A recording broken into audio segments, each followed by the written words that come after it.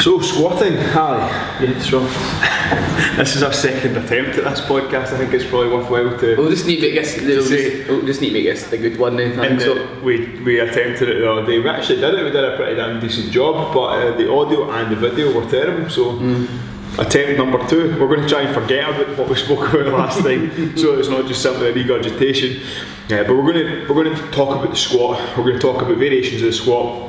We're going to talk about how the squat breaks down and how we fix people's squats, and we're going to talk about programming, because I think that for us, or for me anyway, when I walk into any gym, you see squats being done probably the most. So people will either do these with kettlebells, they'll do them with barbells, and typically there's just a hell of a lot going wrong when I look on and I see, never want to slate other personal trainers or have a go at other personal trainers, but I see a lot of trainers training their clients, and their client squat isn't perhaps what it should look like on textbook wise, and they simply use the same coaching points over and over again and don't really get anywhere with the client in terms of improving that movement. And it's almost like they're kind of scratching their head looking at a client thinking, what's wrong with you, why can't you just do what I'm telling you to do? So I think that it's going to be worthwhile for us to dive deeper into the squat and give a little bit of kind of background on it, a little bit of technique, and also just kind of try and build a solid foundation of knowledge and understanding for anybody listening, whether that's other coaches or whether it's just regular gym goers, or whether it's people who come and train with us and no doubt they're sick of listening to us talk about it. I consider that every day when people come in here, they'll do probably a form of squat, whether it be like in a warm up or during the main part of the workout or the strength portion of the workout. And across the board, if you're squatting well, hitting depth comfortably, which I'll talk about in a second, then you're going to be capable of a lot of things in the gym, like your range of movement from your hips and strengthening up your spines. It's a really good exercise to do in general. So yeah, exactly. So if we talk about the common problems with the squat, so for me, the 3 biggest problems that we've got with the squat, which we'll explore, are a lack of strength, so people trying to lift weight that they're not ready for, or simply just trying to do a body weight squat when they don't have the movement, the movement ability or the kind of just awareness of the body to actually know what a squat should feel like or what it should look like. So lack of strength in terms of stability through the core, in terms of just muscles in general. We've also got a lack of technique, so people not quite sure what it should look like, whether they're going in too deep or whether they're folding over, killing into strength, and then if it's rushing, so people just either, if it's body weight for example, and just saying, right, you've got to do 30 seconds of squats, and they're just up and down like a hooer's knickers for 30 seconds and then first inappropriateness, or whether they've got a barbell in their back and they're trying to look for a 1 rep max, or a PB or PR, whatever you want to call it, and they're rushing to the bottom of that squat and then fighting gravity on the way back up, just abandoning technique and throwing caution to the wind. So if we look at a lack of strength first, how do you see that affecting people's squat? Well, when on the Cloak-Off course, majority of the time, it was last summer. I think it was. I might even have been 2 years ago, Ali. Well, when we went on that course and we both got our arse handed to us by Dimitri Cloak-Off, that was an interesting day. He used the term a lot to people saying your body is not ready for this weight yet. You are not ready. Your body not ready for this weight. So Cloak-Off is Borat. That's generic Eastern European. Oh, never mind. Anyway, so it's that way that when you get that bar on your back, you see a lot of things. You can see a lot of things going wrong, and for example, the position of the bar on the shoulders and how your elbows are to how your spine looks. If your last set didn't feel that great, or it didn't look that great, or if you look back at your video or something's hurting, there's no point in making that bar heavier. We would always try and recommend, take a step back today, let's look on how we can make it better. But a lot of the time it's one of these fundamental strength movements that a lot of people go, I think I'm capable of more weight on that today. Yeah, that's good to push the boundaries on it, but you've got to make it look good, you've got to make it feel good so that you can actually get that training effect. That goes along with any exercise, but squats definitely they're, like you said earlier, they're kind of butchered a lot in a lot of the gyms that you can go into. Yeah. So whenever I bring people in here, when I look at them moving for the first time, as you said, anytime people come in here, they're going to be doing a squat variation, be it in a warm-up, be it in a session, whether they're in an upper body session or a lower body session, a squat movement pattern. We're going to hit the legs. We're going to hit the legs somewhere. Yeah, like every day is like one of the guys said recently, I don't get a chance to train upper body, I just get my legs smashed all the time. But they're going to do it. So when people come in here for the first time, what I look to try and ascertain is how safe they're going to be when we throw them into exercise. So if somebody comes in and they really struggle through any sort of movement, then I'm not going to be comfortable putting them in a group of 10, 12 people with one coach where they're just simply not going to get enough eyeballs on them for them to be safe. So whenever we get people in for the first time, I'm looking at their mobility, I'm looking at how they move, and I'm looking to basically make sure that they're going to be able to come in and train here without getting injured. And the movement that I start off with every time is the bodyweight squat. So we'll look at a little bit of mobility and a little bit of a move around, and then we'll look at a bodyweight squat. Now for 9 out of 10 people, I'll get them to sit down onto a bench first and then stand back up. And all I'm looking for there is their ability to maintain posture when they sit down. So if somebody sits down onto a bench and they fall forward or they fall back or they're shaky in the midsection, then I'm not going to progress that straight away. I'm not going to make them do a kettlebell goblet squat, or I'm not going to make them do a bodyweight squat, because they've just indicated to me that they've probably not got the ability to do that. If they do that, then I'll ask them to step away from the bench, or maybe give them a little bit of support. I'll get them to drop down and give me a squat. But typically, we'll see when we see that is either their knees will come way far forward and they'll put their weight onto their toes, because they just feel as if they keep their weight on their heels, they're going to fall backwards, and that's going to be down to either just confidence or no glute and hamstring development.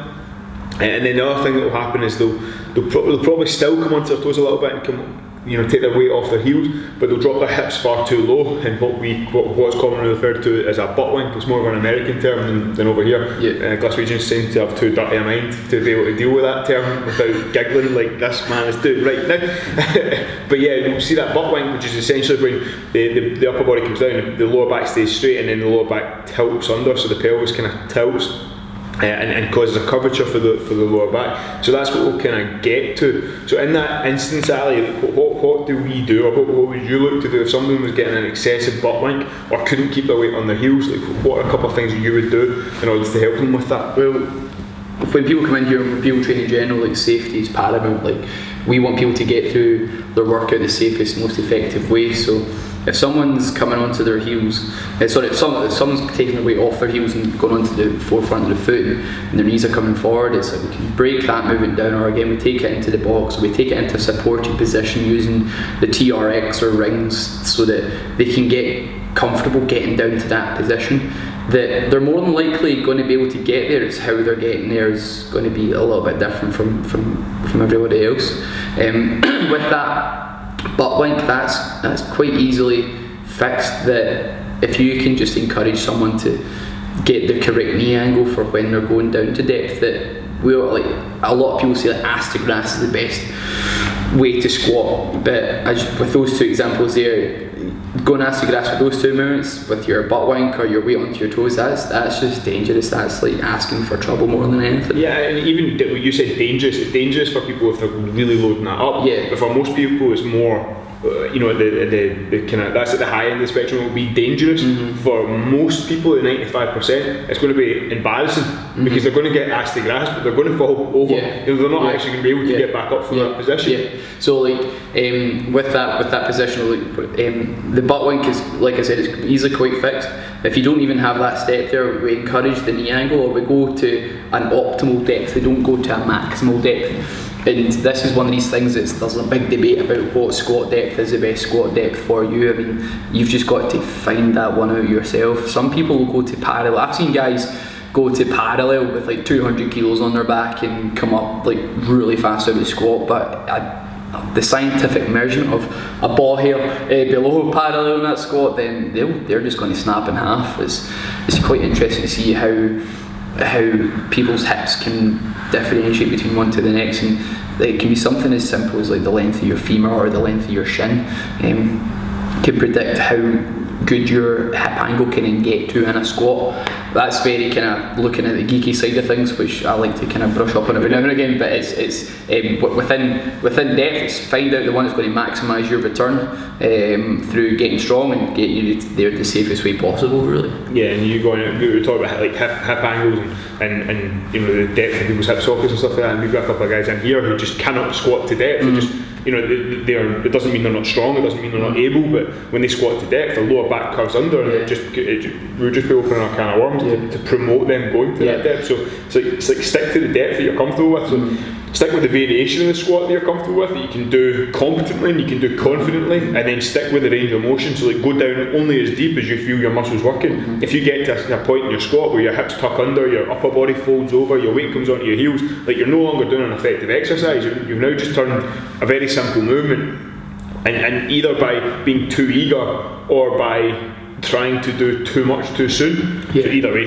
still too eager, you're making a really good exercise shit. Yeah, you're getting like a really good situation, you're just turning it really bad on yourself. Yeah, so you've got the right intention in the sense that you're investing your time and effort into something that should be positive, but through poor execution, you're wasting that time. And I guess that's where coaching comes in, and where just having a set of eyes over you is really important. But if we go, you know, so we've spoke about the lack of strength, the technique, and then rushing the way. We've kind of covered that. I think if we talk about the different variations of the squat, so whenever people talk about the squat, you see articles online about squatting, you see articles in magazines and papers about squatting, and it's always barbell squats. Everyone's always got a bar on their back, and I think that for a lot of people, like a barbell back squat, particularly with a 20 kilo Olympic bar, it's just a step too far. Like you can't most people can't walk into the gym, put a bar on their back and squat. Even though like for you and I and other trainers and competitive athletes, that's a warm-up movement. It's just like, that's right, jump in, get that bar on your back and get it moving. For a lot of people, like they're not going to be able to stand back up. They're going to be really wobbly. They're going to be really shaky. So, like, what other variations of a squat movement pattern can we use? I think we probably touched upon maybe like the box squat, bodyweight box squat, like using TRX or rings for a little bit of sport. Like we're a big fan of like kettlebells in here. I mean, you can get like, or even dumbbells for it as well. That you can get a lot of return, like taking like one kettlebell into a goblet squat, or using two in a double front rack squat. That you're going to, in that front rack position, like whether it be the barbell front rack or the kettlebell front, you're physically holding it, or you're supporting it to load up the front of your body a little bit more. And this is how, like, in my opinion, like the front squat is just this beautiful thing. If you can do the back squat is good, but if you can do the front squat like perfectly, then in my opinion you're going to get a lot more for your bang for your buck. We use that phrase quite a lot than your back squat. That it's, I think you can just use so much more of, like, I don't know where I'm going with this, but your front squat, if you can get weightlifting wanker. That's pretty much it.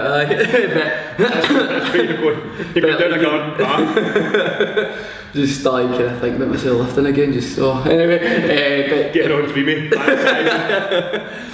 So if you can get like two kettlebells, take it into a double front rack, and you can really surprise what you can do there. Like, again, with tempos, with pauses, with any type of movement within that squat, two kettlebells in there. I mean, that's even some of our strongest guys in here. Give them the heaviest kettlebells, they'll be breathing out their ass within a short period of time using that there as well. And the heaviest kettlebells we've got in here are 28s. So we give, like, that's, you know, I can't count, but it'll start 52 and 50. I can't genuinely count 56. So we give our strongest guys in here who are probably the 160, 170 back squatters, maybe above that, and we give them two 28 kilo kettlebells in front of their body and ask for 6 to 8 reps, and they're dubbed, you know. For us, like, kettlebells or dumbbells in the goblet position, be it, you know, one kettlebell, one dumbbell, or be it double front rack, it's a far safer alternative because people can bail on it way quicker. So if people get to the bottom of a squat with a kettlebell in front of them, they're at the bottom of the squat, they put the kettlebell down in front of them, they're not going to fall back with a bar on their back. As the weight gets heavier, what we tend to find is that people get shallower on their reps. So they'll do a really good set. Like, that felt good, I'm going to stick 10 more kilos on that, for example. They put 10 more kilos of it on it, and then next thing you know, you've got, like, the next set is just all half reps. So that's something that we're always trying to promote is that, you know, as the weight gets heavier, you still need to hit the same depth. You still need every rep's got to look the same if you want the training effect from it. Yeah, that's a really a lot better way of putting it, and a lot shorter. Stop that. I was about to go off on a 5-minute time just for those 3 words.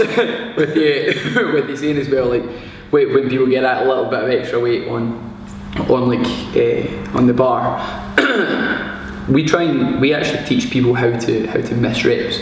So we have like safety barriers in your squat rack, so that if you go down to that depth and you're really struggling to get your ass back up, then this is how you miss a rep, this is how to bail on it, this is for your safety. And you know what, when we do like those back off sets or those pause squats or the Anderson squats, that we'll talk about the Anderson squat in a second and pauses and such, that you know what, this is how we keep you safe. And when you feel a little bit safer, that's when some people tend to push the boat out that little bit further as well.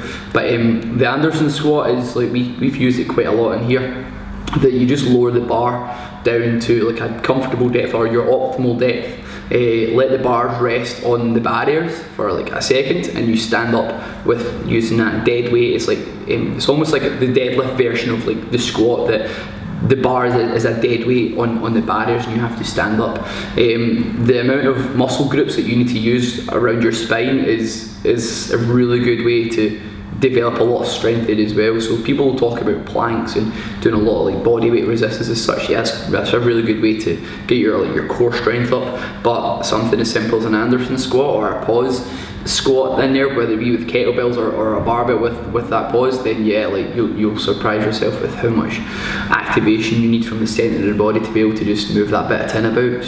So if we talk about the Anderson squat, so Ali mentioned the Anderson squat, I'll give you a little bit. So you come down, you stop the bar in the barriers, and your body should be at the bottom of your squat, whether that's just above parallel, just below parallel, wherever it is that you're getting the most out of that squat position, and then drive back up. Like I think that's probably going to be used a lot, mostly in terms of like power lifters and maybe Olympic weightlifters and competitive strength athletes. Yeah, but for us, we use that for everybody. Yeah. I think it's a fantastic movement, because as we spoke about, like when people start squatting with a bar in the back, they'll squat down and they'll only get to a certain level of depth, whereas when we put the barriers there and say like you must come down, that bar must hit those barriers and you must take a second pause whilst maintaining tension through your midsection, and then you drive your hips back through. Like that's the reason we started putting that in, was to solve the problem of people starting to get shallower with their reps as the weight get heavier. So right, let's put that in for a couple of months and just see what happens. And you know, like a lot of people we train actually prefer that now, because they've got that like sensory stimulus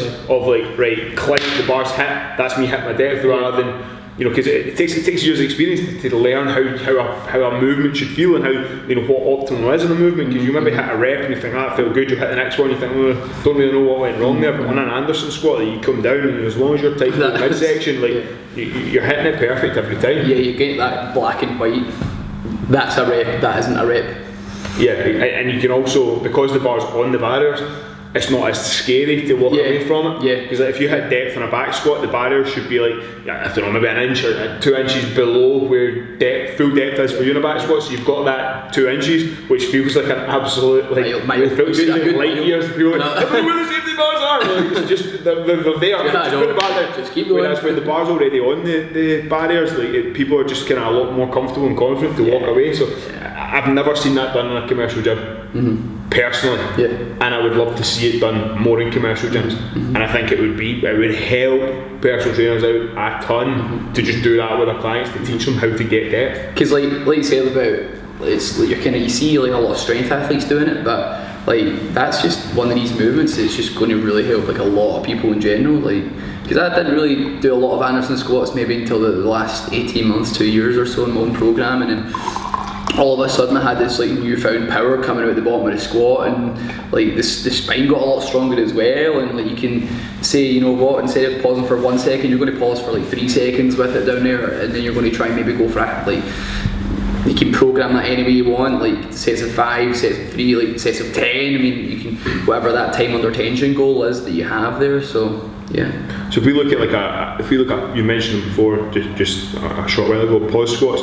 So an Anderson squat, we're pausing at the bottom of the squat with the bar on the barriers. A pause squat, is essentially that, but take the barriers away. So your body is controlling that weight, and your body is in charge of that load. Actually saw something cool on Instagram. Your body's in charge of your load. I saw something cool on Instagram. There was a guy sat down to the bottom of his squat with 160 kilos into the Rubik's Cube, and it was like, oh. That was annoying. It wasn't even so much that. It was like, that's such a good challenging weight there. And he's done a Rubik's Cube as well.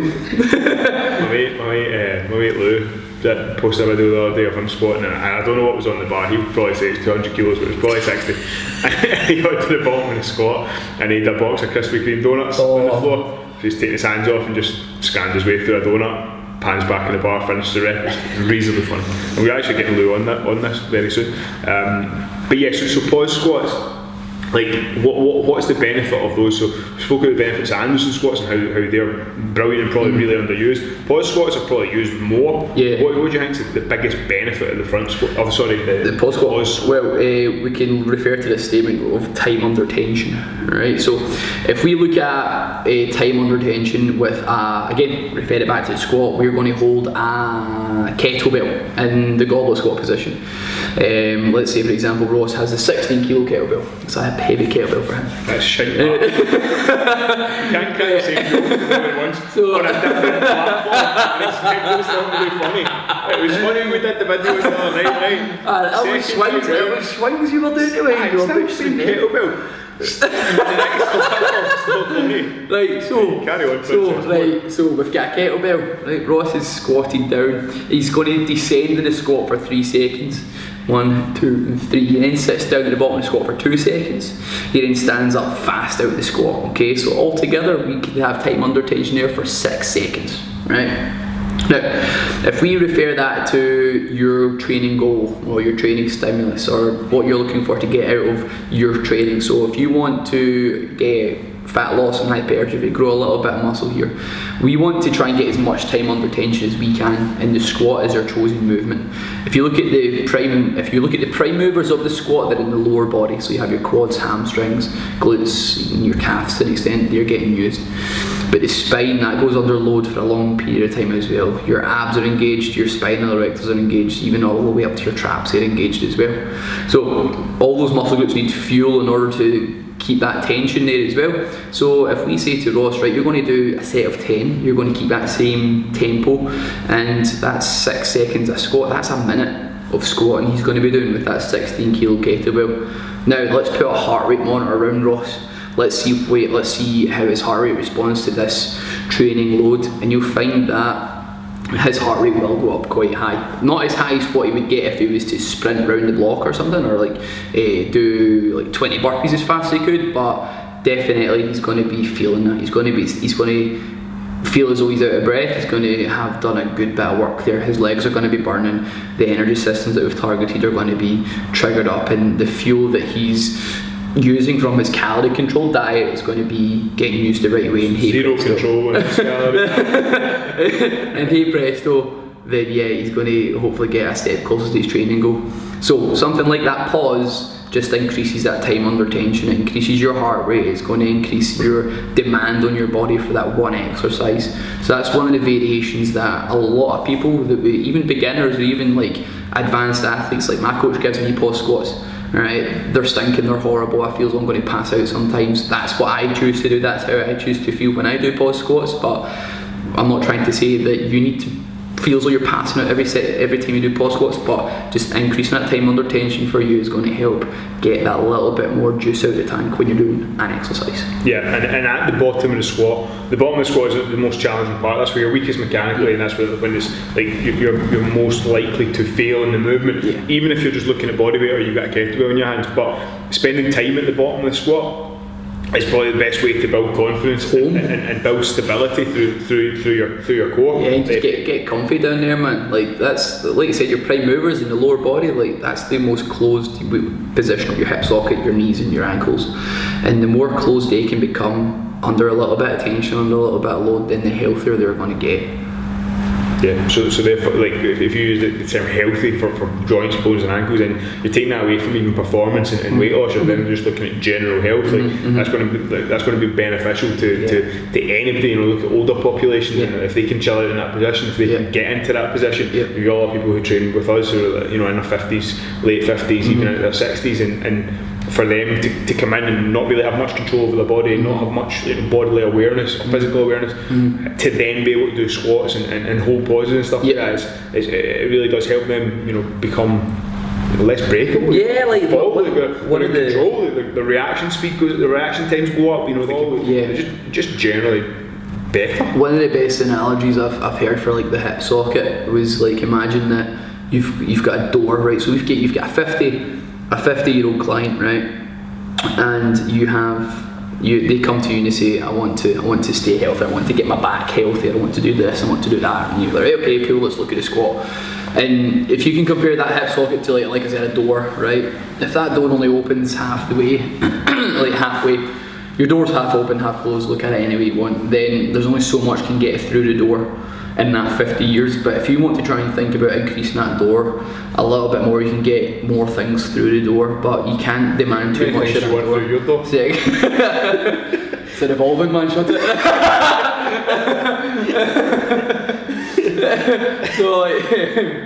So if you can think about this door, right, the more things that you can get through this door, then the better it's going to be. But you can't force too many things through the door at once, or the door breaks. Right? I like the way Ross is doing laughing at this.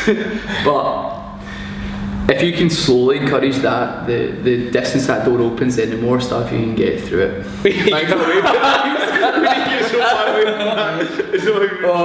Right, let's look at that. Right, so we've spoken about Anderson squats, kettlebell squats, we've spoken about tempo and pauses. The more you spoke there, the more you rein myself back in. Other versions of squats that we've got, you mentioned front squats earlier on. I think that the front squats, we'll probably just put a slash beside that and go front slash squats slash front rack kettlebell, like double front rack kettlebell, because you love them, I don't love them. The reason I don't love them is because my body's just too battered, my upper body's too tight, my shoulders are too messed up. You're not a majestic weightlifter. I'm not a majestic weightlifter by any stretch of the imagination. My wrists are tight and stuff like that. I just can't get into that position, and therefore like the load that I can lift on a front squat just doesn't quite give me like the training effect that I should be getting from it. But give me two kettlebells in front of me, and I don't need any not excess, but I don't need any pretty special mobility or flexibility to be able to hold two kettlebells on my shoulders or at neck height. So yeah, there's a really good position. The benefit of that for me is that people don't feel as if they're going to fall backwards. They can keep their weight on their heels, they can get to the bottom of it, and because it's in front of them, they can kind of see where the bar is or where the kettlebells or dumbbell is. And it's just not as scary for them to go down to the bottom of it. But then the other benefit is that you're able to stay a lot more upright, so you're going to get a lot more out your abs and a lot less out your lower back. So front squats are going to be a really good variation for people who have got problems with their lower back, or who just get uncomfortable with that forward lean, that slight forward lean. And then another way you use these actually, I'm sure I stole them from you, was just wrapping straps around the bar and holding the bar. A couple of lifting straps around the bar, and that will just help that front rack position so that your hand doesn't need to cover as much distance. That if you've got a lifting strap here, then your elbow can get up, whereas if you need to get your hand there and you're struggling to get that elbow up in that position because of like the lack of flexibility in your tricep or your shoulder blade or even the wrist. I mean, it's like this position here just feels really unnatural, and especially again if you're sitting at a desk. Or driving behind a steering wheel, or like your MMA fighter who's always in this kind of clenched, closed over, internally rotated position. Then it's just more bang for the buck. That's pretty much it. Yeah, and I think we've probably spoken quite well about that. The other thing we've got is our actual box squats for strength. We spoke about at the start how I'll put people onto a box, get them to sit down onto a box body weight just to see if they can hold that position. But we had one of the girls in the other day who kind of has got a history of back problems, and she felt slightly uncomfortable after a couple of days training last week, and so she was supposed to be deadlifting on Saturday morning, and I kind of made the smart decision to get her box squatting instead. So still try to keep it very hip dominant, get her leaning back to keep a right 90-degree angle at her hip, but box squats, even taking them a little bit wider in the stance, are brilliant movement to teach people to promote more mobility. You don't need to go crazy heavy on them as well to get your stimulus.